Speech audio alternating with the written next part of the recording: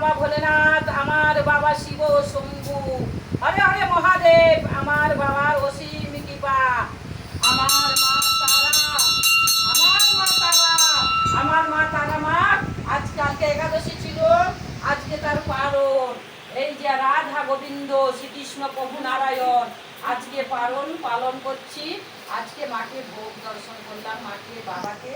দেখুন বন্ধুরা, আপনারাও যদি এইভাবে একাদশী পালন করেন, মা বাবা ভাই বোনেরা, কলিযুগে একাদশী পালন করো, অনেক উদ্ধার হবে।